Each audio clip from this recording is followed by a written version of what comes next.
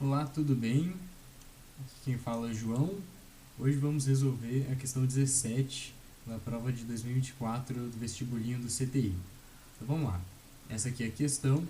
Antes, eu gostaria de fazer um pequeno embasamento com vocês. Primeiro, frações do total.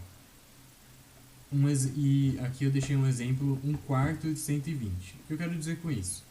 Ao invés da gente escrever, por exemplo, 1/4 de 120 é o quê? É 120 dividido por 4, então é 30. Ao invés da gente escrever 30, a gente pode escrever 120 vezes 1/4. E isso é equivalente a 30. E por que essa notação? Porque às vezes a gente quer descobrir justamente o valor total a partir de algumas frações. Então eu poderia escrever, por exemplo, 1/4 de x mais 1/3 de, de x também é igual a 3. E aí a gente resolve. Eu não sei quanto vale as partes, mas eu sei as frações do total. E isso já é o suficiente para resolver algumas questões. Então, frações do total já revisamos. E segunda parte, princípio da equivalência. O princípio da equivalência é simplesmente o seguinte: se nós temos uma equação e nós aplicamos a mesma operação dos dois lados da equação, a gente mantém a igualdade. Então, por exemplo, eu tenho x mais 1 é igual a 2. Seria bem fácil. A gente fala, né, que o 1 passa para o outro lado subtraindo, mas não é bem assim.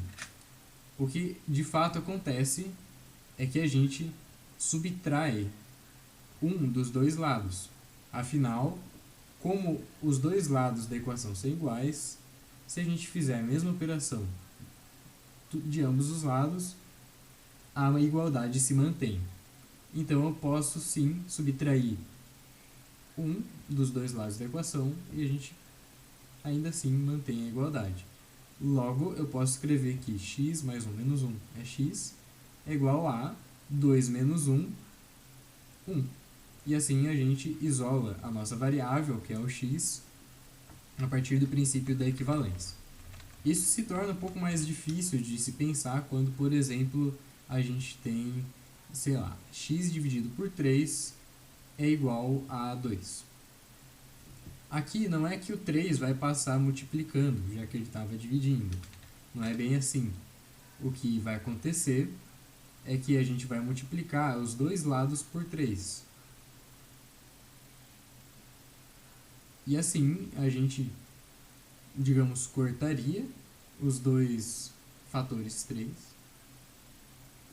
Opa. E acabaria isolando o x, a nossa variável. É claro que tudo se passa como se a gente tivesse... Tudo ocorre como se a gente tivesse passado o 3 por outro lado multiplicando. É a mesma coisa a gente dizer isso, mas é importante a gente entender qual é o princípio que deixa a gente fazer isso. Ele vai ser importante para essa questão.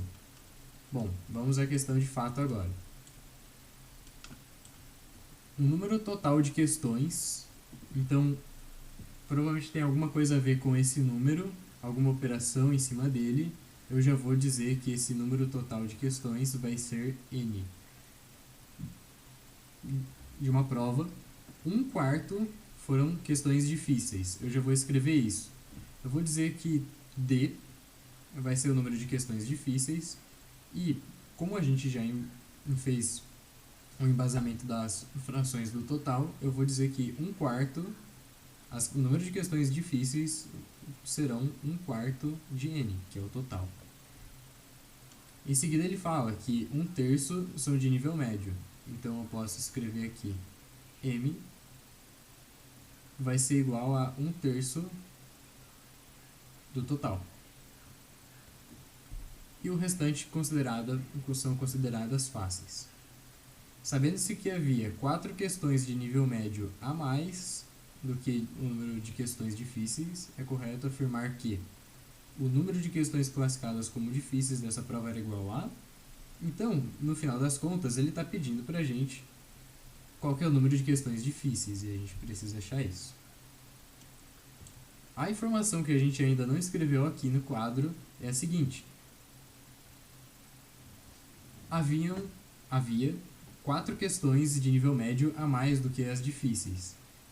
Então, eu posso escrever que antes, se tem 4 questões a mais, as de nível médio, então, se eu somar 4 questões nas de número difíceis, nas de número difíceis, nas questões difíceis, a gente teria uma equivalência. Então, a gente pode dizer que o número de questões difíceis mais 4 tem que ser o mesmo que o número de questões, tem que ser igual ao número de questões médias. Porque afinal, a gente do enunciado tirou que, a gente concluiu que há 4 questões a mais de nível médio em relação às de nível difícil. Então a gente pode escrever isso. E agora a gente pode substituir essas duas equações que a gente escreveu aqui. Afinal, a gente tem duas variáveis aqui, né? O D e o M, e a gente não consegue tirar nada disso. Então, quando a gente substitui, a gente vai ter que 1/4 de N mais 4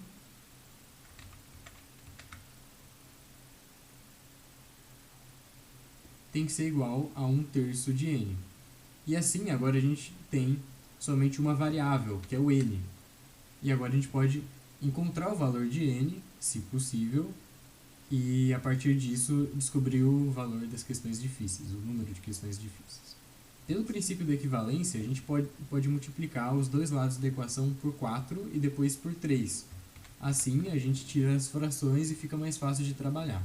Então, eu vou multiplicar por 4 primeiro, e a gente vai ter N mais 4 vezes 4.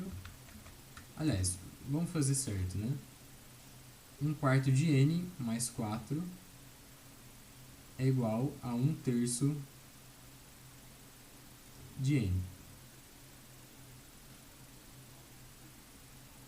Vou multiplicar ambos os lados por 4 e, pela propriedade distributiva, eu posso multiplicar e desmembrar a equação. Teremos então N mais 16 é igual a 4/3 de N. E novamente, pelo princípio da equivalência, a gente pode multiplicar os dois lados por 3. E assim a gente simplifica a nossa equação. Então, vamos lá, multiplicando por 3 os dois lados da equação, a gente vai ter 3N mais 16 vezes 3 vai dar 48. Vai ser igual a 4N. Aqui a gente pode subtrair 3N dos dois lados e teremos 48 é igual a N. Portanto, o número de questões dessa prova é 48. E agora, voltando onde a gente queria chegar, a gente queria descobrir o número de questões difíceis, que é 1/4 do total. Então, D vai ser igual a 1/4 de N, que vai ser igual a 48 dividido por 4, que é igual a 12. Portanto, a resposta certa é a letra B. Muito obrigado, até mais.